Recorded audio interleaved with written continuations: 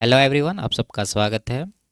RRB NTPC 2019 का CBT 1 का maths का सॉल्यूशन कर रहे हैं, जिसमें 28 दिसंबर 2020 से 6 अप्रैल 2021 तक जितने भी शिफ्ट में एग्ज़ाम हुए सभी शिफ्ट के सॉल्यूशन कंप्लीट हो चुके हैं। इन सब के वीडियोस प्लेलिस्ट में मिल जाएंगे।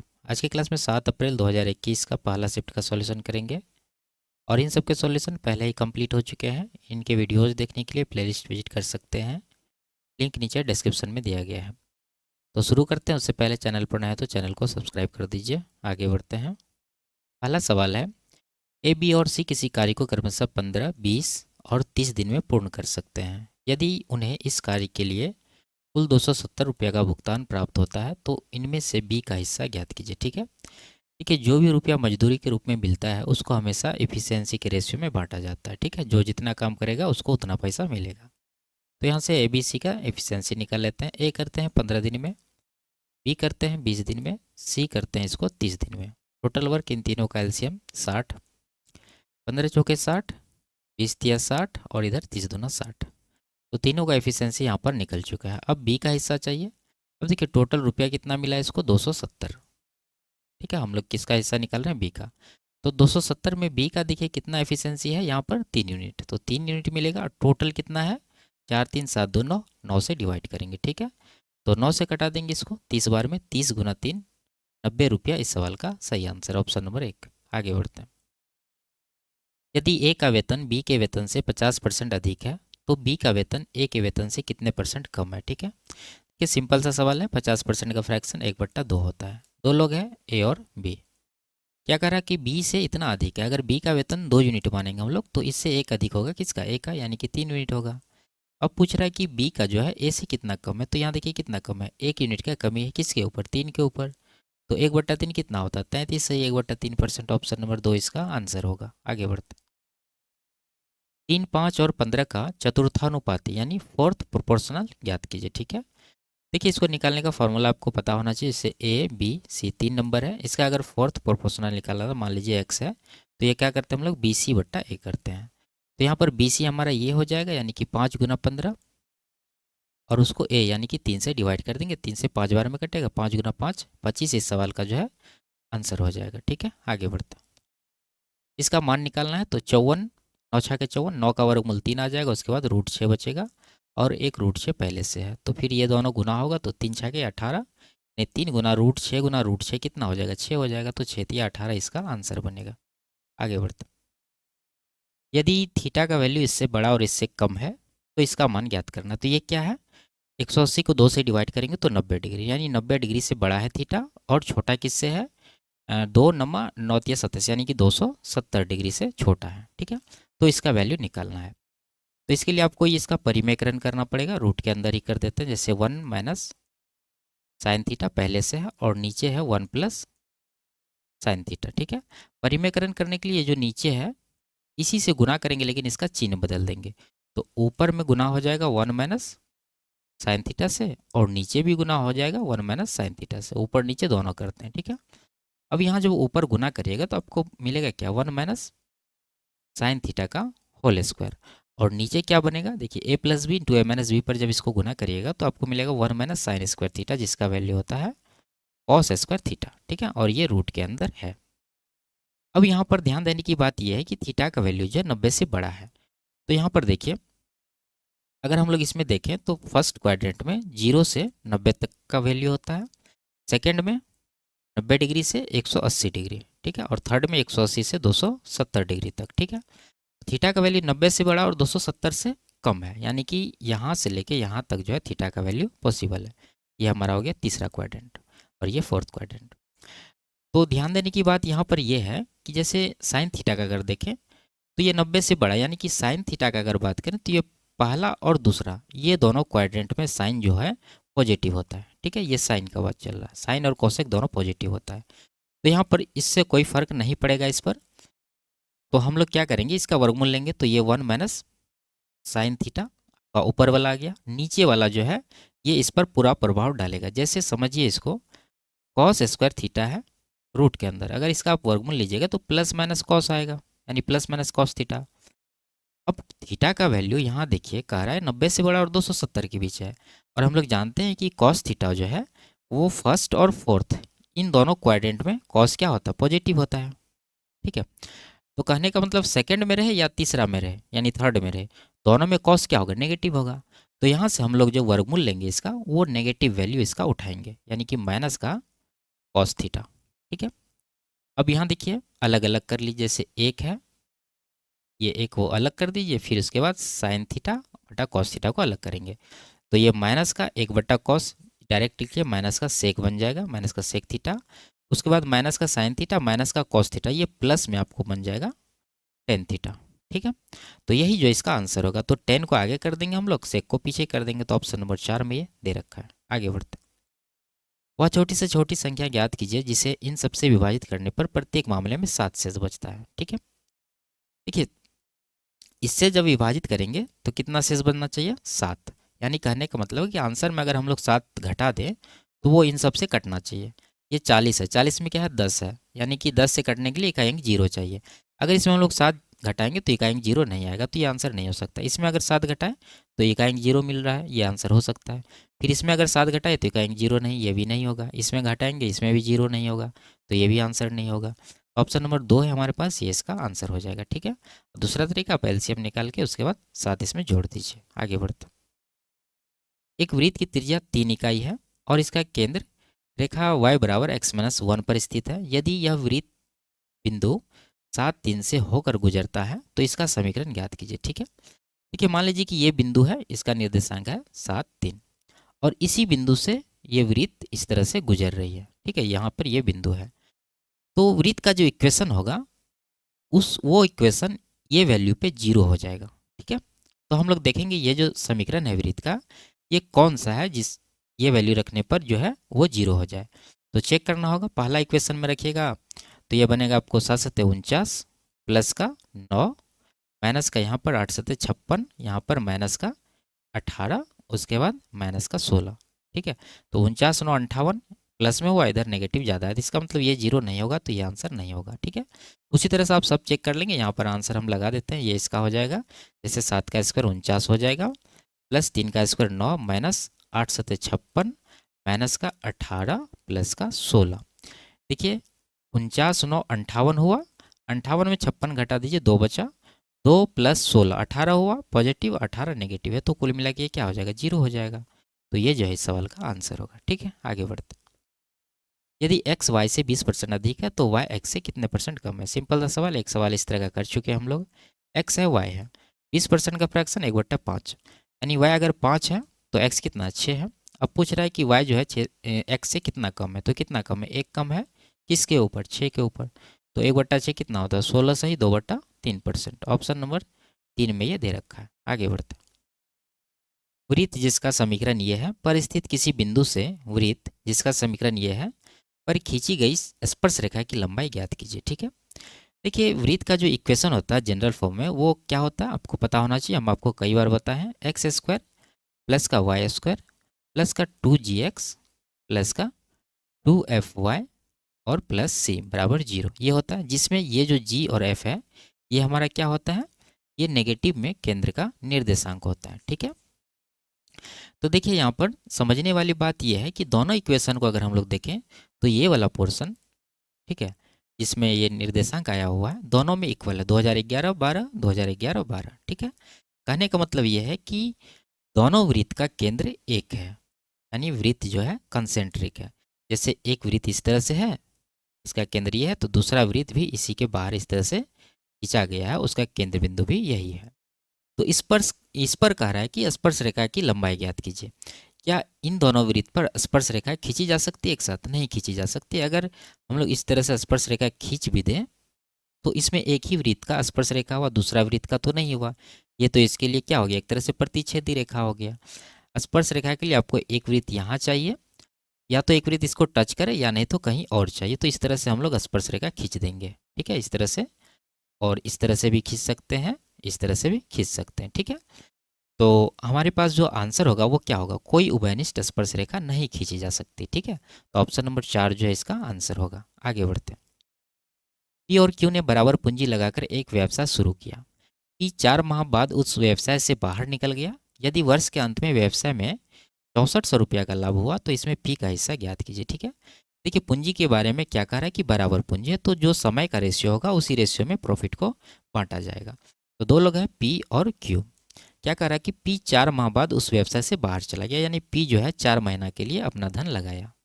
और क्यू के बारे में नहीं कहा गया कुछ, तो क्यू जो है पूरा साल के लिए लगाया होगा, यानी 12 महीने के लिए। तो ये हो गया टाइम। इसका रेशियो लीजिए, 4 1 4, 4 3 12। इस रेशियो में जो है प्रॉफिट को डिस्ट्रीब्यूट किया जाएगा। तो यहाँ पर देखिए कितना हो रहा है, 3 1 4 यूनिट। टोटल कितना हो रहा है, यहाँ पर सवाल में कितना दे रखा है टोटल प्रॉफिट 6400, तो इसको 6400 के बराबर करेंगे। ये कितना गुना है, डिवाइड करेंगे तो 1600 गुना आएगा। ई का हिस्सा पूछ रहा है, 1 यूनिट है, तो 1 यूनिट का 1600 ही इसका आंसर हो जाएगा, ऑप्शन नंबर 3। आगे बढ़ते, निम्नलिखित समीकरण में n का मान ज्ञात कीजिए। ठीक है, सिंपल सा सवाल है। देखिए यहाँ क्या है, 2/9, यानी यहाँ हर 9 है, यहाँ 3 है, तो इसको भी हम लोग 3 से गुना करके हर को बराबर कर लेते हैं ताकि ऊपर जोड़ने में आसानी हो। तो यहाँ बराबर हो गया, तो ऊपर 3 + 2 5 हो गया, यानी कि 5/9 हो गया। और राइट साइड हमारे पास n+1 और n+5। अब देखिए कोई वैल्यू लीजिए n का, यहाँ 1 है तो n का वैल्यू क्या लेना होगा, 4, जिसके कारण 4 + 1 5 होगा। अगर नीचे भी n का वैल्यू 4 लें तो 5 4 9 होगा, यानी सेटिस्फाई कर रहा है पूरा। तो n बराबर कितना होगा, 4, ऑप्शन नंबर 4 में ही दे रखा है। आगे बढ़ते, इसका एलसीएम निकालना है। ठीक है, तो एलसीएम निकालते नहीं हम लोग, मल्टीपल चेक करते हैं। तो यहाँ क्या है, 180 में 9, यानी 9 गुना 20 है ये, तो 9 का मल्टीपल आंसर होना चाहिए। 6 3 9 7 16, 9 का मल्टीपल नहीं है, ये भी नहीं है, ये भी 9 का मल्टीपल नहीं है, एक ही ऑप्शन है हमारे पास, ये इसका आंसर हो जाएगा। ठीक है, आगे बढ़ते, 400 की एक धनराशि 8% वार्षिक चक्रवृद्धि ब्याज की दर से 2 वर्ष बाद बढ़कर 441 हो जाती है। आर का मान ज्ञात कीजिए। देखिए 400 से 441, और ये है चक्रवृद्धि ब्याज। ये जो रेशियो है ये 2 वर्ष का है। ठीक है, तो 1 वर्ष का निकालने के लिए आपको क्या करना होगा, इसका वर्गमूल लेना होगा। ठीक है, अगर 3 वर्ष का रहता तो 1 वर्ष का निकालने के लिए घनमूल लेते हैं। तो 400 का वर्गमूल कितना आएगा, 20 आएगा, और 441 का 21 आएगा। 20 का धन 21 हो रहा है, यानी 1 यूनिट का यहाँ पर ब्याज है 20 के ऊपर, तो 1/20 कितना होता है, 5%। ऑप्शन नंबर 3 में ये दे रखा है। आगे बढ़ते, 248 और 868 का एलसीएम इतना है, तो इन दोनों का एचसीएफ ज्ञात कीजिए। ठीक है, तो क्या होता है, एलसीएम गुना एचसीएफ। एलसीएम कितना है, 1736 गुना एचसीएफ निकालना है, बराबर पहली संख्या गुना दूसरी संख्या, यानी कि 248 गुना 868। ठीक है, तो 868 से ये कट जाएगा 2 बार में, 2 से इसको कटा दीजिए, 124। तो एचसीएफ कितना आ गया, 124, ऑप्शन नंबर 3। आगे बढ़ते, निम्नलिखित में से कौन सी भिन्न अशांत पुनरावृत्ति दशमलव है। ठीक है, देखिए क्या कंडीशन होता है, किसी भिन्न में अंश और हर होता है। ठीक है, तो इसमें हर जो है आपको 2 गुना 5 इसमें होना चाहिए। 2 की पावर m या 5 की पावर mn, कुछ भी बोल सकते हैं, इसमें होना चाहिए। इसके अलावा अगर कोई भी नंबर आ गया, ठीक है, तो वो जो है शांत दशमलव नहीं हो सकता। तो यहाँ पर 5 है, इसका मतलब ये शांत है, ये आंसर नहीं होगा क्योंकि अशांत के बारे में पूछ रहा है। यहाँ 11 है, इसका मतलब यही जो है इसका आंसर होगा। बाकी तो आप देख सकते हैं 4, जो कि है 2 की पावर 2, 40, यानी 2 की पावर 2, 2 की पावर 3, उसके बाद 5 की पावर 1, तो ये भी जो है शांत है। तो इस तरह से ऑप्शन नंबर 2 जो इसका आंसर होगा। आगे बढ़ते, एक डिब्बे रहित लोकोमोटिव इंजन 50 किलोमीटर प्रति घंटे की चाल से चल सकता है, और इसकी चाल में एक निश्चित राशि के अनुसार कमी होती है। ठीक है, इसमें लगाए जाने वाले डिब्बों की संख्या के वर्गमूल के आधार पर परिवर्तित होती है। यदि 25 डिब्बों के साथ इसकी चाल 35 किलोमीटर प्रति घंटा है, तो इसमें अधिकतम कितने डिब्बे लगाए जा सकते हैं ताकि इसकी चाल 11 किलोमीटर प्रति घंटा से कम ना हो। ठीक है, देखिए समझने की बात यह है कि यहाँ का डिब्बा रहती है, यानी कोई डिब्बा अगर नहीं रहता तो इसका चाल होता 50 किलोमीटर प्रति घंटा। लिखते हैं यहाँ पर 0 डब्बे के साथ ये इसका स्पीड कितना है, 50 किलोमीटर प्रति घंटा। ठीक है, अब इसमें 25 डिब्बा लगाया गया, 25 डिब्बा लगाया गया तो इसका स्पीड कितना रह गया, 35 किलोमीटर प्रति घंटा। अब ये कह रहा है कि अधिकतम कितने डिब्बे लगाए जा सकते हैं ताकि इसकी चाल 11 किलोमीटर प्रति घंटा रह जाए। चाल को कितना कर देना है, 11 किलोमीटर प्रति घंटा।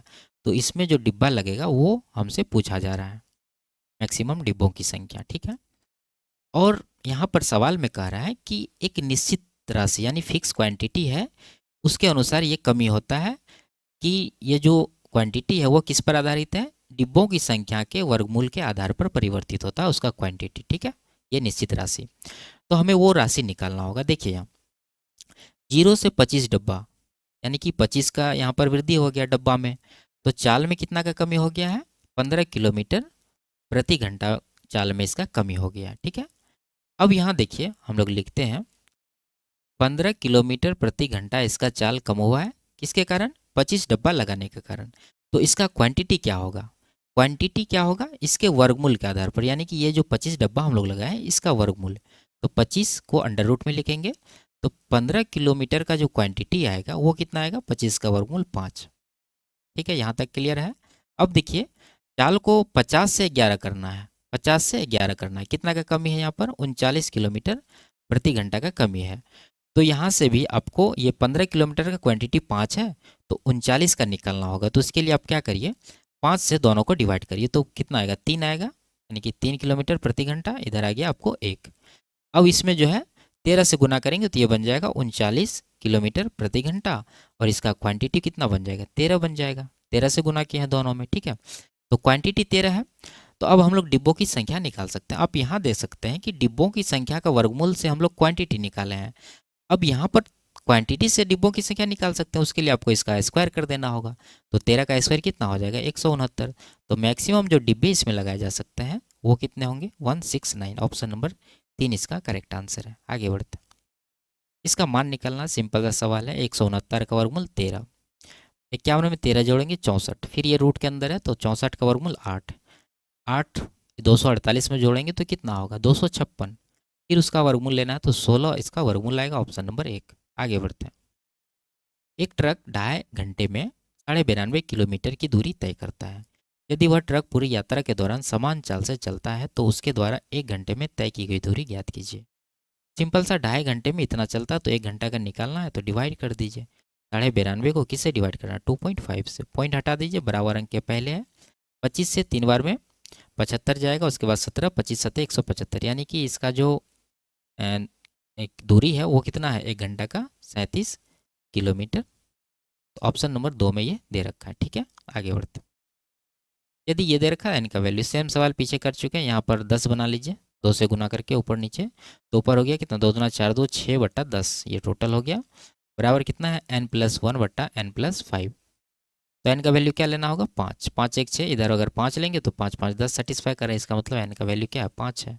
आगे बढ़ते, यदि एक वृत्त जिसका निर्देशांक ये है को x अक्ष की धनात्मक दिशा में 2 इकाई स्थानांतरित किया जाता है और उसके बाद उस बिंदु से वृत्त, ये इक्वेशन है, पर स्पर्श रेखाएं खींची जाती है, तो खींची गई स्पर्श रेखाओं के बीच का कोण का मान ज्ञात कीजिए। ठीक है, देखिए सवाल एक बार में समझ में नहीं आएगा, आप दोबारा पढ़िए कि सवाल में कहना क्या चाह रहा है। हम आपको बता रहे हैं कि ये जो है वृत्त का इक्वेशन दे रखा है। पहले इसको क्लियर करते हैं। जनरली जो हम लोग जानते हैं वो क्या होता है? x-a का होल स्क्वायर प्लस x-b का होल स्क्वायर बराबर आर स्क्वायर, ये होता है। जिसमें यहाँ जो सवाल में दे रखा है x² प्लस वाई स्क्वायर बराबर 9, जिसको हम लोग लिख सकते हैं 3 का स्क्वायर। अगर इससे आप कंपेयर करिएगा इसको तो आपको मिलेगा कि ए और बी इसका 0 है, यानी वृत्त का जो केंद्र है उसका निर्देशांक क्या है? 0 0 है। और यहाँ से आपको पता चलेगा कि आर का वैल्यू कितना? 3 है, यानी कि ये जो वृत्त है इसका रेडियस है 3 यूनिट का। ठीक है, ये बात क्लियर है। अब यहाँ एक वृत्त बना लीजिए और यहाँ से आपको पता चल गया वृत्त का जो केंद्र है उसका निर्देशांक क्या है? 0 0 है। तो एक वृत्त हम लोग इस तरह से बना लेंगे और इसका ये केंद्र बिंदु है और यहाँ पर खींचेंगे ये हमारा x अक्ष और ये हो जाएगा हमारा y अक्ष। ठीक है, और ये जो बिंदु दे रखा है जिसका निर्देशांक है 1 2, वो यहीं कहीं पर है। कहाँ पर है वो आपको पता चलेगा। देखिए रेडियस है इसका 3 यूनिट का, तो 3 यूनिट में इसको बांट दीजिए। 1 2 3, यानी 1 हो गया, 2 हो गया, ये 3 हो गया। उसी तरह से इसको भी 1 2 3 में कर दीजिए, 1 2 3। अब इस बिंदु का स्थान कहाँ होगा? 1 2, यानी x1 y2, ये यहाँ पर होगा कहीं। अब इसमें कह रहा है कि इसको x अक्ष की धनात्मक दिशा में 2 इकाई बढ़ाया जाता है। तो x अक्ष ये हो गया और इसका धनात्मक दिशा भी यही है, तो इसको इधर ले जाएंगे 2 यूनिट आगे, तो एक यूनिट यहाँ आएगा, दूसरा यूनिट यहाँ, यानी कि ये आ जाएगा ये 3 के सामने। ठीक है, देख लीजिए x को 2 यूनिट बढ़ाना तो 2 + 1 3 हो जाएगा। x 3 के सामने और y तो वही रहेगा, y को चेंज नहीं किया है, तो इसका जो निर्देशांक बन जाएगा वो बन जाएगा 3 और 2, ये बिंदु है। अब कह रहा है कि इस बिंदु से वृत्त पर स्पर्श रेखाएं खींची जाती है, तो हम लोग भी यहाँ पर एक वृत्त पर एक स्पर्श रेखाएं और दूसरी स्पर्श रेखाएं इस तरह से इस खींच देंगे। ठीक है, तो कह रहा है खींची गई स्पर्श रेखाओं के बीच का कोण ज्ञात कीजिए। तो ये जो एंगल बना है इसका मान निकालना है। हम लोग क्या करेंगे? केंद्र से इस बिंदु को मिला दीजिए। तो इसमें ये एंगल और ये एंगल बराबर होता है। ठीक है, आपको ये पता होना चाहिए कि वृत्त पर, ये वृत्त है, अगर बाहर से किसी बिंदु से वृत्त पर स्पर्श रेखाएं खींचें और वृत्त के केंद्र से इस बिंदु को मिला दें तो ये दोनों जो कोण है वो क्या होता है, इक्वल होता है। ये अगर थीटा है तो ये भी थीटा होगा। ठीक है, तो हम लोग ये कोण मान लेते हैं थीटा है, इसी का वैल्यू निकालेंगे तो दूसरा भी निकल जाएगा। तो देखिए ये दूरी हो गया कितना, 3 यूनिट, और ये दूरी कितना हुआ, 2 यूनिट हुआ। ठीक है, यहाँ से यहाँ तक। अभी लगा दीजिए इसमें टेन थीटा। ठीक है, टेन थीटा बराबर पी बट्टा बी, तो थीटा के सामने पी हो जाता है यानी कि 3, और बी हमारा कितना हो जाएगा, 2 हो जाएगा, 3/2। तो थीटा का वैल्यू यहाँ से क्या होगा, 10 को अगर इस तरफ भेज देंगे तो 10 इनवर्स हो जाएगा, यानी 10⁻⁻1 3/2 थीटा का वैल्यू आया है। तो टोटल कोण कितना होगा, 2 थीटा होगा, तो 2 थीटा का वैल्यू यहाँ से कितना होगा, 2 10 इनवर्स 3/2। तो ऑप्शन नंबर 1 में ये दे रखा है, ये इसका आंसर हो जाएगा। ठीक है, आगे बढ़ते। किरण किसी कार्य को 15 दिन में पूर्ण कर सकती है। वह 5 दिन काम करने के बाद कार्य छोड़ देती है। यदि वेंकट अकेले शेष कार्य 30 दिन में पूर्ण कर सकता है, तो वेंकट अकेले उस कार्य को कितने दिनों में पूरा कर सकता है। ठीक है, देखिए किरण एक काम को 15 दिन में कर सकती है, तो मान लेते हैं कि किरण का जो एफिशिएंसी है वो कितना है, 1 यूनिट पर डे है। तो ये 15 यूनिट में कितना काम करेगी, 15 यूनिट, यानी ये हो गया हमारा टोटल वर्क। ठीक है, अब वो 5 दिन तक काम करती है, तो किरण के द्वारा 5 दिन में कितना काम होगा, एक दिन में 1 यूनिट, तो 5 दिन में 5 यूनिट। तो 5 यूनिट किरण कर चुके, तो बचा कितना काम, 10 यूनिट। अब आगे कह रहा है कि यदि वेंकट अकेले शेष कार्य 30 दिन में पूरा किया, यानी 10 यूनिट काम 30 दिन में पूरा किया, तो वेंकट का एफिशिएंसी निकालने के लिए आपको ये 10 यूनिट काम को 30 से डिवाइड करना पड़ेगा। तो इसका एफिशिएंसी कितना आएगा, 0 0 काटने के बाद 1/3। ये हो गया वेंकट का एफिशिएंसी। अब टोटल वर्क के बारे में पूछ रहा है, तो टोटल वर्क कितना है, 15 है, यहाँ पर निकाले थे। 15 को इस एफिशिएंसी से डिवाइड कर, यानी 1/3 से, तो एक नीचे रहेगा, 3 ऊपर चला जाएगा, नहीं 15 या 45 दिन जो है इस सवाल का आंसर होगा। ऑप्शन नंबर 3 में ये दे रखा है। आगे बढ़ते।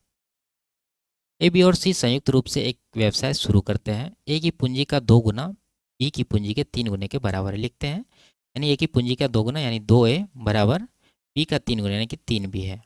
तो यहाँ से A/B कितना आ जाएगा, 3/2। ठीक है, आगे कह रहा है कि बी की पूंजी सी की पूंजी के 4 गुना है, यानी बी जो है वो 4C है। तो यहाँ से B/C कितना आ जाएगा, 4 1 आ जाएगा। तो कुल वार्षिक लाभ ये है, तो बी का हिस्सा निकालना है। तो यहाँ रेशियो को आपको बनाना पड़ेगा बैलेंस। तो यहाँ देखिए बी 2 है, यहाँ पर बी 4 है, तो यहाँ पर 2 से गुना कर देंगे तो ये 4 बन जाएगा। ठीक है, अब बैलेंस हो चुका है। अब टोटल रुपया है 2,97,000। इसमें किसका निकालना है, निकालना है बी का कितना है, 4 यूनिट, और तीनों का जोड़ के कितना हो रहा है, यहाँ देखिए 3 दूना 6, 6 4 10, और सी का 1, यानी कि 10 1 11 हो रहा है। तो 11 से इसको डिवाइड करेंगे, तो ये जो शेयर है ये किसका आएगा, बी का। तो 11 से कटाएंगे 2 7, यानी 27,000, 27 गुना 4 108,000, यानी कि 1,08,000 इसको बोलेंगे। ऑप्शन नंबर 2 में ये दे रखा है। आगे बढ़ते। वृत्त जिसका इक्वेशन यहाँ दिया है, पर स्थित किसी बिंदु से वृत्त, ये इक्वेशन है, पर खींची गई स्पर्श रेखाओं को स्पर्श करने वाली जीवा वृत्त, ये इसका इक्वेशन ये है, को इस प्रकार स्पर्श करती है कि ये संबंध बनता है। ठीक है, जहाँ MNP ये जो है नेचुरल नंबर है, तो इसका मान निकालना है। ठीक है, देखिए समझिए इसको, अलग टप का सवाल है। ये पहला वृत्त जिसका इक्वेशन ये है, तो बना लेते हैं यहाँ पर। ये मान लीजिए पहला वृत्त है हमारा, जिसका केंद्र ये है। इस पर स्थित मान लीजिए कहीं ये बिंदु है, और दूसरा वृत्त ये है। तो इस बिंदु जो ये पहला वृत्त पर स्थित है, इससे 2 स्पर्श रेखा यहाँ पर खींचा जाता है, एक ये और एक ये। ठीक है, खींचा गया। अब कह रहा है कि खींची गई स्पर्श रेखाओं को स्पर्श करने वाली जीवा, यानी दूसरे वृत्त पर जो ये स्पर्श रेखाएं खींची गई है, इसको मिलाने वाली जीवा इस तरह से होगी। ये जो जीवा है इसको आगे बढ़ाने पर ये तीसरे वृत्त को स्पर्श करती है, तो इसको आगे बढ़ा देते हैं। और तीसरा वृत्त का इक्वेशन वहाँ सवाल में दे रखा है, इस तरह से ये वृत्त बना दीजिए। ठीक है, यहाँ ये स्पर्श करती है, इसका ये केंद्र है। ठीक है, ये 90 डिग्री होता है। अब देखिए इस तरह का चीज़ जब रहता है तो इसमें क्या होता है, जैसे तीनों का इक्वेशन लिख लीजिए यहाँ पर। पहला है क्या, x² + y² बराबर a², और x² + y² बराबर b²। सिर्फ यहाँ पर रेडियस बदल रहा है, x² + y² बराबर c²। ठीक है, तो इस तरह में ये जब कंडीशन रहता है तो इसमें A B C ये तीनों जो होता है ये क्या होता है, ये जीपी में होता है, ज्योमेट्रिक प्रोग्रेशन। ठीक है, अगर A B C geometric progression में है तो क्या कंडीशन बनेगा, बी स्क्वायर बराबर ए सी। और यहाँ सवाल में जो कंडीशन दे रखा है हमारे पास ये है, यानी कि बी की पावर एम बराबर ए की पावर एन और सी की पावर पी। ठीक है, ये पूरा सवाल को आप थ्योरम की तरह याद रखिए। ठीक है, बहुत इंपॉर्टेंट है। तो आपको करना क्या है, इससे इसको कंपेयर करना है। बी की पावर एम है, यहाँ बी की पावर टू है, तो एम का वैल्यू क्या हो जाएगा, टू हो जाएगा। इसका मान निकालना, निकाल देते हैं। एम का वैल्यू टू हो गया। एन का देखिए, एन यहाँ एक ही एन है, एक ही पावर कुछ नहीं तो क्या है, एक है, तो एन का वैल्यू एक हो गया। उसी तरह से सी की पावर पी है, यहाँ पर कुछ नहीं तो क्या है, एक है, तो पी का वैल्यू एक हो गया। और प्लस का 10 पहले से सबको जोड़िए तो 10 4 14 इस सवाल का जो है आंसर बनेगा। ऑप्शन नंबर एक में ये दे रखा है। ठीक है, आगे बढ़ते। 96 किलोमीटर प्रति घंटा की चाल से चल रही एक रेलगाड़ी एक खंभे को 12 सेकंड में और एक प्लेटफॉर्म को 30 सेकंड में पार करती है। प्लेटफॉर्म की लंबाई ज्ञात कीजिए। सवाल को समझिए, अगर वो खंभे को पार करेगी तो ट्रेन अपनी लंबाई के बराबर दूरी पार करेगी। अगर वो प्लेटफॉर्म को पार करेगी तो उसमें ट्रेन और प्लेटफॉर्म दोनों का लंबाई शामिल होगा। तो हमसे पूछा क्या जा रहा है, सिर्फ प्लेटफॉर्म का। तो उसमें आप ये जो खंभे का लंबाई यानी ट्रेन का लंबाई वो हटा दीजिए, यानी 30 सेकंड में 12 सेकंड घटा दीजिए तो बचेगा कितना, 18 सेकंड। यानी ट्रेन के द्वारा 18 सेकंड में तय किया गया दूरी ही प्लेटफॉर्म का लंबाई होगा। तो 18 सेकंड में कितना दूरी तय करेगा, स्पीड है 96 किलोमीटर प्रति सेकंड घंटा। तो 96 किलोमीटर प्रति घंटा, इसको 5/18 से गुना कर दीजिए और टाइम था 18 सेकंड, इससे गुना कर दीजिए तो आपको ये प्लेटफॉर्म की लंबाई मिल जाएगा। तो कटाएंगे इसको, 18 से 18 काट देंगे, 96 पंजे कितना होगा, 500 में 20 माइनस कर देंगे तो 480 मीटर जो है इस सवाल का आंसर बनेगा। Option number 4। आगे बढ़ते हैं। 10 मीटर लंबे और 8 मीटर चौड़े एक आयताकार भूखंड के बाहर चारों ओर एक 5 मीटर चौड़ा रास्ता है। रास्ते का क्षेत्रफल ज्ञात कीजिए। सिंपल सा सवाल है। ये एक मान लीजिए आयताकार भूखंड है जिसका लंबाई 10 है, चौड़ाई 8 है, और इसके चारों ओर इस तरह से 5 मीटर चौड़ा रास्ता हम लोग बना दिए। ठीक है, रास्ता थोड़ा टेढ़ा हो गया, समझना बस आपको। देखिए यहाँ 5 मीटर चौड़ा है, ये अंदर का लंबाई है 10 मीटर, और 5-5 मीटर अगर बढ़ा देंगे हम लोग तो ये टोटल बाहर का लंबाई कितना हो जाएगा, 10, इधर 5, इधर 5, टोटल 20 हो जाएगा। यानी बाहर वाला लंबाई हो गया इसका 20। और इसका चौड़ाई कितना होगा, इधर देखिए, इधर चौड़ाई 5 बढ़ाएंगे तो इधर भी बढ़ाएंगे तो 5 5 10 + 8 18 हो जाएगा बाहर वाला का चौड़ाई। तो रास्ते का क्षेत्रफल निकालने के लिए आपको क्या करना होगा, बड़ा वाला आयत यानी बाहर वाला आयत में अंदर वाला आयत का क्षेत्रफल माइनस करना होगा। तो कर देते हैं, बाहर वाला आयत का क्षेत्रफल कितना होगा, 18 × 20 यानी कि 360 मीटर स्क्वायर, उसमें माइनस करेंगे अंदर वाला 8 × 10 यानी कि 80 मीटर स्क्वायर, इसमें माइनस कर दीजिए तो बचेगा कितना, 280 मीटर स्क्वायर। ठीक है, तो ऑप्शन नंबर एक में ये दे रखा है। आगे बढ़ते, वह संख्या ज्ञात कीजिए जिसे 510 और 270 में घटाने पर प्राप्त संख्याओं का HCF 24 है। ठीक है, इसमें कुछ घटाने के बाद HCF 24, इसका मतलब वो संख्या 24 से कटनी चाहिए। तो 510 या 270 किसी एक को 24 से डिवाइड कर लीजिए। 24 दूना 48 जाएगा, बचेगा कितना, 3 जीरो आया, 24 एक्का 24 जाएगा, बचेगा कितना शेष, 6। तो यही संख्या है जिसको घटाने के बाद ये जो है 24 का मल्टीपल हो जाएगा। ठीक है, कोई भी नंबर वो अपने HCF का मल्टीपल जरूर होता है। तो ऑप्शन नंबर 2 में 6 दे रखा है, ये इसका आंसर हो जाएगा। आगे बढ़ते, कह रहा है कि यदि ये दे रखा है तो इसका वैल्यू निकालना है। ठीक है, तो देखिए यहाँ पर हम आपको शॉर्टकट बताए हुए हैं, बीच में माइनस वाला रहता है। तो क्या करते हैं, सबसे पहले यहाँ देखेंगे अगर माइनस है तो माइनस का आएगा, क्या आएगा, माइनस का 4ab, नीचे a square minus B square. अगर प्लस रहेगा शुरू में तो ये माइनस नहीं आएगा, प्लस में आएगा। ठीक है, ए और बी क्या होता है, ये हमारा पहला पद ए हो गया, दूसरा बी हो गया, उसी तरह से सब ए बी से ए बी करके है। तो यहाँ पर -4ab हो जाएगा। तो -4 × a का वैल्यू √5, बी 1 हो गया, और नीचे a square minus B square यानी √5 का स्क्वायर 5 - 1 यानी कि ये 4 हो जाएगा, बराबर है a + b√5। तो यहाँ से 4 4 कट ही जाएगा, तो आ गया कितना, माइनस का √5 बराबर a + b√5। तो √5 वाला को √5 वाला के साथ देखिए तो b का वैल्यू आपको मिलेगा कितना, b का मिलेगा -1। ठीक है, √5 का गुना, इसमें क्या है गुना, एक है और माइनस भी है तो -1 दे दिए। अब देखिए a का वैल्यू क्या होगा, a का यहाँ पर कुछ नहीं तो ये 0 हो जाएगा। अब यही वैल्यू यहाँ पर रखिए तो a + b यानी कि 0 - 1 हो जाएगा, यानी कि -1 हो गया ये। उसके बाद ये कितना हो जाएगा, माइनस बी है तो b का वैल्यू -1 है तो कुल मिला के +1 हो जाएगा ये।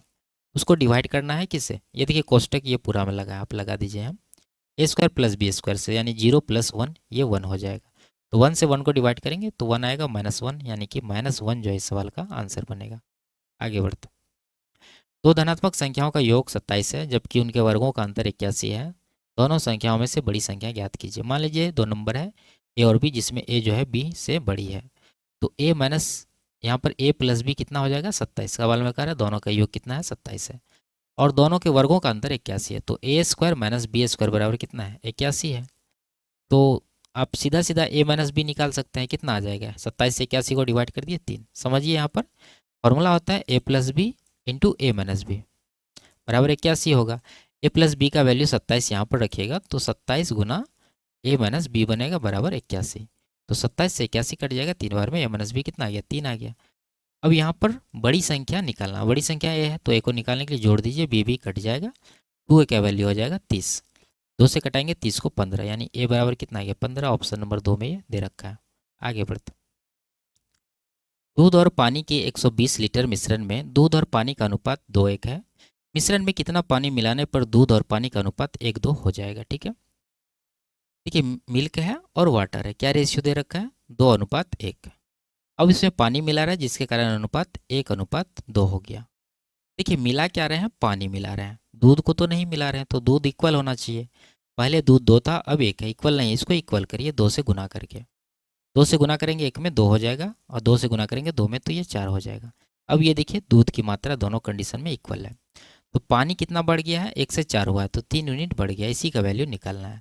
और दे रखा है मिश्रण 120 लीटर है, जबकि रेशियो में देखें यहाँ मिश्रण 2 + 1 यानी कितना यूनिट है, ये हो गया आपको 3 यूनिट, इसी का वैल्यू है 120 लीटर, यानी कि कितना गुना है 40 गुना। तो यहाँ भी 40 गुना करिएगा तो 120 लीटर आएगा। तो ऑप्शन नंबर 4 में ये दे रखा है। ठीक है, आगे बढ़ते, यदि tan a + tan b p है और cot a + cot b q है तो cot a + b का मान क्या है। ठीक है, देखिए जो मान निकालना है इसको खोलिए, पहले इसका फॉर्मूला क्या होता है, cot a into cot b minus का 1, और नीचे हो जाता है cot a + cot b। ठीक है, ये वैल्यू होता है इसका, यहाँ पर लिखे हैं। अब देखिए आपको करना क्या है, यहाँ पर हमारे पास वैल्यू क्या दिया है, cot A plus cot B बराबर क्यू। तो ये नीचे का वैल्यू तो हमें पता है, ऊपर वाला का निकालना होगा। तो हम लोग यहाँ पर इस समीकरण को थोड़ा सा आगे सॉल्व करेंगे। तो tan ए बराबर क्या 1/कॉट ए, और tan बी को लिख सकते हैं 1/कॉट बी बराबर है पी। एलसीएम आएगा कितना, cot A into cot B, और ऊपर आ जाएगा कॉट ए प्लस का कॉट बी बराबर है पी। अब यहाँ देखिए cot A plus cot B का वैल्यू दे रखा है, कितना दे रखा है क्यू, तो यहाँ पर आप रख दीजिए क्यू। तो क्यू और इधर से पी ले आइए, क्यू बट्टा पी बनेगा बराबर, और इसको उस तरफ भेज देंगे तो cot A into cot P का वैल्यू निकल जाएगा, कितना निकल जाएगा क्यू बट्टा पी।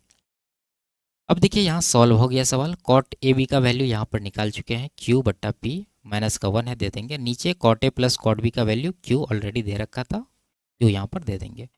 तो ऊपर कितना आ जाएगा एलसीएम पी आएगा। ठीक है, और इधर इधर बन जाएगा आपका Q और इस तरफ बन जाएगा P, यानी Q माइनस पी बट्टा पी, और नीचे वाला P जो है यहाँ पर गुना हो जाएगा। ठीक है, यहाँ पर गुना हो जाएगा, ये Q है यहाँ पर। ठीक है, ये Q यहाँ पर जो है गुना हो जाएगा। तो कुल मिला के बना Q माइनस पी बट्टा पी क्यू। कौन सा ऑप्शन में दे रखा है, ये ऑप्शन नंबर 2 में, ये इसका करेक्ट आंसर हो जाएगा। आगे बढ़ते, इसमें कह रहा है दुकान 3 से होने वाली माल की बिक्री के संगत वृत्तखंड के केंद्र कोण का मान कितना है। तो देखेंगे दुकान 3 कहाँ है, ये है दुकान 3, 25%। तो टोटल वृत्तखंड का ये जो कोण होगा वो कितना होगा 360 डिग्री, इसका 25% यानी कि 1/4 निकालना है, कटाएंगे इसको 90 डिग्री, इसका आंसर होगा ऑप्शन नंबर 1। आगे बढ़ते, इसमें कह रहा है कि यहाँ वर्ष 2014 से 16 के दौरान शहर बी से साक्षात्कार के लिए बुलाए गए छात्रों की औसत संख्या और उसी अवधि के दौरान शहर सी से साक्षात्कार के लिए बुलाए गए छात्रों की औसत संख्या का अनुपात ज्ञात कीजिए। ठीक है, तो अनुपात पूछ रहा है तो हम लोग औसत नहीं निकालेंगे, डायरेक्ट जोड़ के रेशियो ले लेते हैं। 14 से 16 तक बी का निकाल लेते हैं पहले, बी का कौन सा है खाली वाला डब्बा। तो 14 से 16 यहाँ से यहाँ तक जाएंगे, खाली वाला कितना 120, यहाँ पर 92 और यहाँ पर 100, तो 1 220 हो गया और 90, यानी कि ये हो गया 310, 2 312, 312 हो गया किसका, ये बी का। उसके बाद लिखेंगे किसका, सी का जोड़िए, सी का कौन सा है, ये वाला है। तो सी का यहाँ है कितना 108, यहाँ पर 100 है, यहाँ पर 80 है। तो 100 100 200 280 प्लस 8 288 हो गया। कटाएंगे, 3 3 6 8 8 16 2 18, 3 से कट रहा और 4 से, 12 से कटाएंगे इसको। 12 दूना 24, 12 छः के 72, 12 दूना 24 और 12 चौके 48। फिर 2 से कटा दीजिए 13, 2 से 12, यानी कि 13:12 इसका आंसर होगा। ऑप्शन नंबर 4 में ये दे रखा है। आगे बढ़ते, इसमें कह रहा है दिए गए आंकड़ों के आधार पर इनमें से कौन सा कथन सत्य है। तो चेक करना पड़ेगा सभी ऑप्शन को। पहला ऑप्शन में कह रहा है दी गई अवधि के दौरान साक्षात्कार के लिए उत्तर प्रदेश से आने वाले उम्मीदवारों की संख्या उच्चतम थी। अब इसको क्या करना होगा, सभी का जोड़ना पड़ेगा, उसके बाद ना पता चलेगा उत्तर प्रदेश में उच्चतम था या कहीं और था। तो बिहार का जोड़िए सबसे पहले, कितना 5 4 9 4 13 3 16 5 21 और इधर 70 10 80, यानी कि 2180 हो गया आपको बिहार का। अब यूपी का है 3 4 7 4 11 5 16 4 20, यानी 2000, इधर 80 2080। तो यहीं से पता चल जाएगा आपको कि उत्तर प्रदेश से आने वाला उच्चतम नहीं था, क्योंकि बिहार से 2180 है, इससे ज़्यादा बिहार से है। पहला ऑप्शन तो हट गया। दूसरा, दी गई अवधि के दौरान साक्षात्कार के लिए मध्य प्रदेश से आने वाले उम्मीदवारों की संख्या निम्नतम थी। अब देखिए फिर से जोड़ना पड़ेगा एमपी का और बाकी का भी। तो 2 2 4 2 6 4 10 5 15, इधर हो गया आपको 1550, 8 1630, 1630 40 1670 इसका हो गया। ठीक है, पंजाब का कितना होगा, 4 3 7 2 9 3 12 2 1400 1500 1610। ठीक है, 1610 इसका हो गया। अब ये केरल का 4 4 8 3 11 3 14 4 1800 1 1990, 1990 हो गया केरल का। अब निम्नतम कह रहा है मध्य प्रदेश का था, निम्नतम तो यहाँ पर है पंजाब का, तो इसका मतलब ये जो है गलत है। ऑप्शन नंबर 2 जो है ये गलत है। ठीक है, आगे बढ़ते हैं। तीसरा ऑप्शन में देखते हैं, दी गई अवधि के दौरान साक्षात्कार के लिए पंजाब से आने वाले उम्मीदवारों की औसत संख्या 300 से कम थी। कि पंजाब का कितना निकाले हैं 1610, औसत निकालना है। टोटल कितना वर्ष का बात है, 5 वर्ष का। 5 से डिवाइड करिए, 5 तिया 15, 5 दूना 10, 5 दूना 10, 322 आ रहा है। तो यहाँ कह रहा है 300 से कम थी, इसका मतलब ये भी गलत है, तो ये भी आंसर नहीं होगा। तो एक ही ऑप्शन बचा अब हमारे पास, ये इसका आंसर हो जाएगा। ठीक है, आगे बढ़ते हैं। यदि किसी वर्ष के दौरान स्कूल का कुल वार्षिक व्यय 10 करोड़ था, तो अनुरक्षण एवं कर्मचारियों के वेतन पर व्यय की गई राशि लगभग कितनी थी। देखिए अनुरक्षण पर 58% है और कर्मचारियों के वेतन पर कितना है 64 डिग्री है। ठीक है, 58 डिग्री और 64 डिग्री, कुल मिला के कितना हो रहा है 5 6 11, यानी 110 और 12 122 डिग्री का वैल्यू निकालना है। ओवरऑल कितना डिग्री 360 डिग्री। कितना का 10 करोड़ का, तो 10 करोड़ का निकाल दीजिए। 0 से 0 कटाइए, 36 से ये कट जाएगा, 36 तिया 108 बजाय कितना 14, 140 होगा पॉइंट के बाद, 36 तिया 108 जाएगा। ठीक है, 3.3 आएगा, उसके बाद देख लेंगे ऑप्शन में 3 में है 3.3, ये इसका आंसर हो जाएगा। ठीक है, आगे बढ़ते हैं। तो ये लास्ट सवाल था। वीडियो आपको कैसी लगी कमेंट में ज़रूर बताइए। अच्छी लगी तो वीडियो को लाइक शेयर और चैनल को सब्सक्राइब कर दीजिए। फिर मिलते हैं अगले क्लास में, तब तक के लिए बाय बाय, टेक केयर।